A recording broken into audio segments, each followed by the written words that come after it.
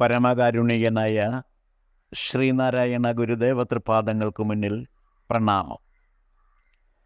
ശ്രീനാരായണ ഗുരുദേവ തൃപാദങ്ങളാൽ വിരചിതമായ വിശാഖ ഷഷ്ഠി എന്ന കൃതിയിലെ 6ാമത് ശ്ലോകത്തിൻ്റെ പഠനത്തിലേക്ക് നാം പ്രവേശിക്കുകയാണ്. ഗാത്രം നിനക്കിൽ മലമൂത്രസ്ഥപാത്രമപമിത്രം സ്വകർമ്മ നിരയാം സൂത്രസ്ഥിതം നിജകളത്രം തനൂജഗൃഹമാത്രം ക്ഷണക്ഷയി ദൃഢം ക്ഷാത്രം മുതൽ വലിയ ഗോത്രങ്ങളും സ്വപനമാത്രങ്ങളാം പഴനിയാം ക്ഷേത്രസ്ഥിതം ബഹുലശാസ്ത്രപ്രിയം സപതി നേത്രങ്ങളെ കലയതാം. ഗാത്രം നിനക്കിൽ മലമൂത്രസ്ഥപാത്രമപമിത്രം സ്വകർമ്മ നിരയാം സൂത്രസ്ഥിതം നിജകളത്രം തനൂജഗൃഹമാത്രം ക്ഷണക്ഷയി ദൃഢം ക്ഷാത്രം മുതൽ വലിയ ഗോത്രങ്ങളും സ്വപനമാത്രങ്ങളാം പഴനിയാം ക്ഷേത്രസ്ഥിതം ബഹുലശാസ്ത്രപ്രിയം സപതി നേത്രങ്ങളെ കലയതാം. ഇതാണ് ശ്ലോകം. ഗാത്രം, ശരീരം. നിനക്കിൽ ആലോചിച്ചു നോക്കിയാൽ മലമൂത്രസ്ഥ പാത്രം, മലമൂത്രങ്ങൾ സ്ഥിതി ചെയ്യുന്ന പാത്രം മാത്രമാണ്. അപമിത്രം, അത് നല്ലൊരു മിത്രമല്ല. സ്വകർമ്മ നിരയാം, സ്വന്തം കർമ്മങ്ങളുടെ നിരയാകുന്ന. സൂത്രസ്ഥിതം, ചരടിൽ കോർക്കപ്പെട്ടതാകുന്നു. നിജകളത്രം, സ്വന്തം ഭാര്യ. തനൂജ ഗൃഹമാത്രം, സന്താനങ്ങളെ വഹിക്കാനുള്ള ഒരു വീട് മാത്രമാണ്. ക്ഷണക്ഷയി ദൃഢം, ഇതെല്ലാം നിമിഷ നേരം കൊണ്ട് ക്ഷയിച്ചു പോകുമെന്നുള്ളതും ഉറപ്പാണ്.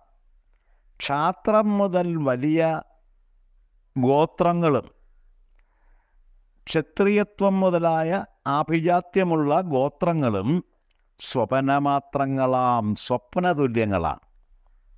നേത്രങ്ങളെ, കണ്ണുകളെ, പഴനിയാം ക്ഷേത്രസ്ഥിതം, പളനിയാകുന്ന ക്ഷേത്രത്തിൽ സ്ഥിതി ചെയ്യുന്ന ബഹുലശാസ്ത്രപ്രിയം, ധാരാളം ശാസ്ത്രങ്ങൾക്ക് പ്രിയനായിരിക്കുന്നവനെ സപതി കലയതാം, ഉടൻ തന്നെ സാക്ഷാത്കരിച്ചു കൊള്ളേണ്ടതാണ്. ശ്ലോകാർത്ഥം സംക്ഷേപിച്ചിങ്ങനെ പറയാം. ആലോചിച്ചു നോക്കിയാൽ ശരീരം മലമൂത്ര സ്ഥിതമാണെന്ന് മനസ്സിലാക്കാൻ സാധിക്കുന്നതാണ്. അങ്ങനെയുള്ള ശരീരം എന്നും അപമിത്രം തന്നെയായിരിക്കും. സ്വകർമ്മനിരകളാകുന്ന ചരടിൽ കോർക്കപ്പെട്ടതാകുന്നു ശരീരം. സ്വന്തം ഭാര്യ, മക്കളെ വഹിക്കുന്ന ഗൃഹം മാത്രമാണ്. ഇതെല്ലാം അല്പായുഷ്സുക്കളാകുന്നു എന്നുള്ള കാര്യം തീർച്ചയാണ്. ഗോത്രാഭിമാനവും വ്യത്യസ്തമല്ല. ഇതെല്ലാം സ്വപ്നതുല്യങ്ങളാണ്.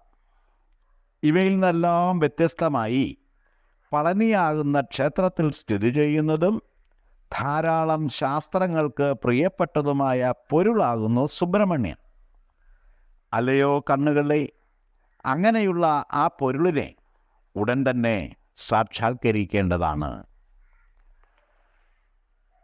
പരിപക്വമായ ജ്ഞാനപ്പൊരുളാകുന്നു പഴനി.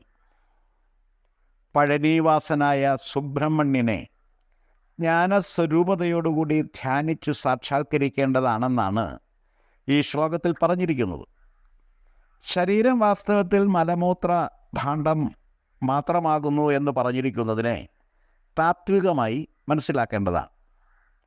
ഏത് സമയത്തും അന്യജീവികൾ തിന്ന് കാഷ്ടിക്കപ്പെട്ടു പോകുന്ന പ്രകാരത്തിലാണ് ശരീരത്തിൻ്റെ ഘടന, പ്രകൃതി രൂപകൽപ്പന ചെയ്തിരിക്കുന്നത്. ഭക്ഷിക്കപ്പെട്ടു കഴിഞ്ഞാൽ മലമൂത്രങ്ങളുടെ രൂപത്തിൽ വിസർജിക്കപ്പെട്ടു പോകുന്ന ശരീരത്തിൻ്റെ നിസാരത വെളിപ്പെടുത്തി തരുന്നതിന് വേണ്ടിയാണ് ഈ പ്രയോഗം ഗുരു നടത്തിയിരിക്കുന്നത്. ദാരേഷണയും പുത്രേഷണയും വിത്തേഷണയും, അഥവാ പെണ്ണാശയും മണ്ണാശയും പുത്രാശയും ശരീരപൂജകന്മാരിലാണ് എഴുന്നു നിൽക്കുന്നത്. കുലം, ഗോത്രം, പാരമ്പര്യം തുടങ്ങിയ കാര്യങ്ങളിൽ അഭിമാനം കൂറുന്നതും ദേഹോഹ ചിന്തയുടെ തുടർച്ചയാണ്. ഈ പറഞ്ഞവയൊന്നും ശാശ്വതങ്ങളല്ല എന്ന് മനസ്സിലാക്കി പരിപക്വമായ അറിവിൻ്റെ ഉടമകളായി തീരണം എന്നാണ് ഇവിടെ ഉപദേശിക്കപ്പെട്ടിരിക്കുന്നത്. വിവിധങ്ങളായ ശാസ്ത്രങ്ങളുടെയും ആധ്യാത്മികതയുടെയും ദാർശനിക യുക്തിയുടെയും പിൻബലമുള്ള സുബ്രഹ്മണ്യ തത്വത്തെ സാക്ഷാത്കരിച്ചാൽ ശാശ്വതമായ ശാന്തി കൈവന്നു ചേരും എന്ന് പറഞ്ഞുകൊണ്ട് ശ്ലോകം ഉപസംഹരിച്ചിരിക്കുന്നു. ലോകവാഴ്വ് സൃഷ്ടിന്മുഖ സംഹാരാത്മകമാകുന്നു എന്ന് മനസ്സിലാക്കി ഏഷണാത്രയത്തെ ഉപേക്ഷിച്ച് മുന്നേറാൻ സുബ്രഹ്മണ്യോപാസന ഉപകരിക്കും എന്നാണ് ഇവിടെ ഈ ശ്ലോകത്തിലൂടെ ഗുരു പറഞ്ഞിരിക്കുന്നത്. ഇത്രയും കാര്യങ്ങളാണ് ഈ ശ്ലോകത്തെപ്പറ്റി വിശദീകരിക്കാനായിട്ടുള്ളത്. ഞാൻ എൻ്റെ വാക്കുകൾ ഉപസംഹരിക്കുന്നു. ഗുരുധർമ്മം വിജയിക്കട്ടെ.